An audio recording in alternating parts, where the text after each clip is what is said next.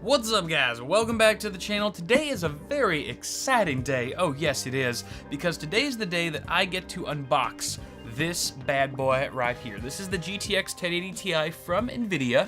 I'm covering up all the box and stuff, and the embargo just lifted for the unboxing. Unfortunately, there's a second embargo that's at a later date for the performance, so too bad we won't be able to actually take this thing for a spin and check out performance, but that is soon to follow. I don't even know. I mean, I know you guys are dying for that information because I am too. Like you see here, I have not even taken this out of the box. It's still sealed and everything, so I have no idea if the claims are true, but the reason why this is so exciting is because nvidia, oh, funny bone. Why do they call it a funny bone? It's not even funny. They should call it an uncomfortable bone. Now, what I was gonna say, before my nerves so rudely interrupted me, was that this is a big deal. And the reason why is because it's a super fast video card. It's supposed to be 35% faster than a GTX 1080 out of the box, which means you haven't even overclocked the damn thing yet. Maybe you don't care about overclocking. Still, 35% faster than what you could achieve on a GTX 1080, as well as faster than a Titan X. Now, these are all claims made by the manufacturer. Of course, I have to pop it in the old one of these test beds. Actually, that's a 370X, so I'd have to pop it in this test bed in a week or so, or in a few days actually, and validate those claims to see if they're actually true. But the promise on the table is very compelling, especially if you've got $700 to burn and you're looking for a high-end gaming experience. Quite frankly, it doesn't get much better than this. So why don't I just shut the hell up and start unboxing this damn thing. I'm gonna read off some basic specs. However, if you are interested in a finer detail of specifications, you can check out the video that I already did at NVIDIA's Editor Day while GDC was going on. Oh, let's just take a moment. Oh, it's got that fresh foam smell. I'm just gonna bottle up this scent and sell it on eBay. Oh, God! Here's what looks to be some documentation, including a quick start guide.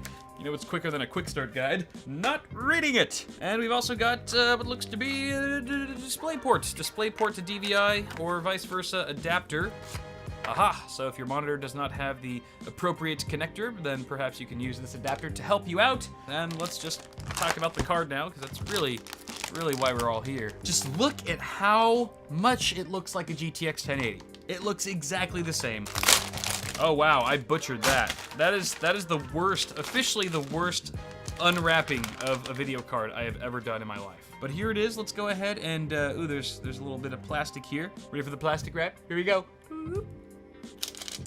Oh, that was all right. I've definitely had better, but you can see we've still got the very familiar vapor chamber design. However, it has been improved under the hood a bit to deliver a bit more cooling surface to the GPU, which should deliver us about a reduction in 5 degrees Celsius compared to the GTX 1080 cooler, which is nice to see. Or you can maintain the same load temperature and just have a quieter acoustic profile by not having to ramp up the fan as much. Out of the box, core clock frequency is 1.6 gigahertz, and if you guys remember the live demo that NVIDIA gave during their stream, they actually took the card to over 2 gigahertz, I believe, just from GPU boost. Just having the proper power and thermal conditions in place was able to take the card over 2 gigahertz, which means they're seeing over a 400 megahertz GPU boost. That is freaking crazy. I mean, I don't know how much room is left for overclocking really, but if it's as much overclocking ceiling as something like the GTX 1080, then we could potentially be seeing 2.1 gigahertz easy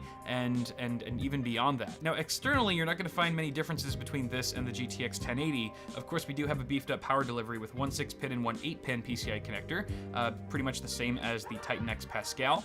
And this card is gonna be operating at a 250 watt TDP, so we're gonna be consuming more power and perhaps creating more heat with this guy than the GTX 1080, but at 35% of a performance increase out of the box, I would probably assume that'd be the case. We've also got a very nice backplate on the back, again, very similar to what we have on the 1080, although it says, of course, GTX 1080 Ti instead. Externally, the only other main change that you'll find on this card is the rear I/O. You can see that NVIDIA's actually omitted the dual-link DVI connector in favor of additional ventilation for the rear exhaust, so that way more air can actually just be blown out the back of the card. And I'm pretty sure that's one of the strategies that's been put into place to help reduce this card to 5 degrees Celsius over the GTX 1080. And I'm totally in favor of that. I think that's a good call, especially since you already do have 4 video outputs, including 3 DisplayPort 1.4s and an HDMI 2.0B. Apart from that, it's all the same familiar stuff, folks. You get 2 SLI fingers right here, up to 2-way SLI,